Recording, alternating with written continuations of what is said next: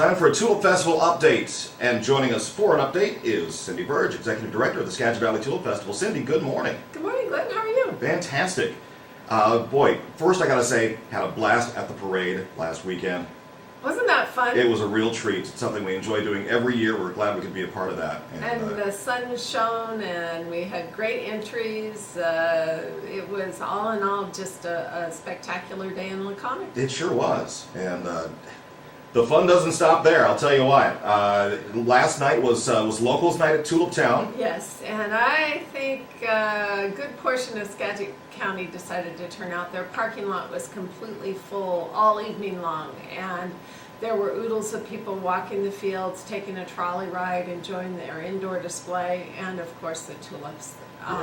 Yeah. It's been just, you couldn't This has been a very, very good year for tulips. It has, because it was a nice, cool spring, so it made them grow slow. It holds the blossoms. There's not been a lot of wind, rain, so it doesn't ruin the blossoms. And right now the fields are gorgeous. I was out there last night after Locals Night, and oh, can't beat them. Can't beat them. Coming up this weekend is another full weekend. Yeah, it's the big street fair. Yes, in downtown Mount Vernon. Tell us about that. There are over 100 vendors of art, jewelry, arts, and crafts all along First Street in Mount Vernon.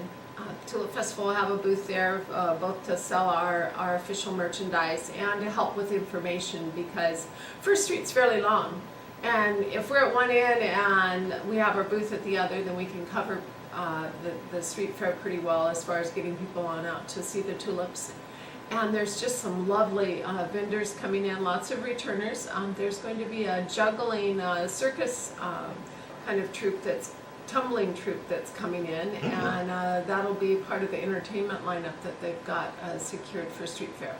Fantastic. Now we've got a couple of weeks left in the month of April. What else is on the horizon for the Skagit Valley Tulip Festival this month? This weekend is kind of the last really big weekend, because traditionally, if you watch tulip bloom, the first weekend and the very last weekend, those are always the iffy weekends, and that'll be the case again this year with 70 degrees in the forecast for Sunday. Nice. Yeah, but salmon barbecue is still going on through Sunday. We have some gardening things going on in the city of Burlington that people can take advantage of. Of course, they're tulips. Yes. More tulips and more tulips.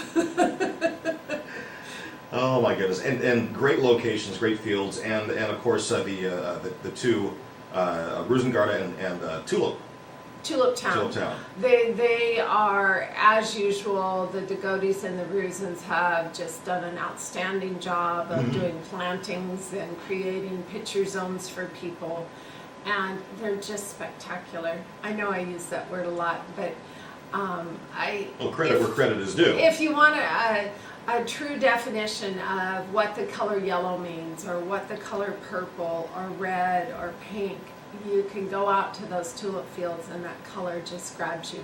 Oh yeah. And there's nothing quite like it. I have to agree, and just the great scenery, and still plenty of things to do for the Tulip Festival, and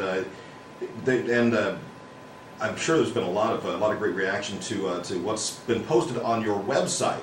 Some interactive means of finding out what's going on a particular day, where to go.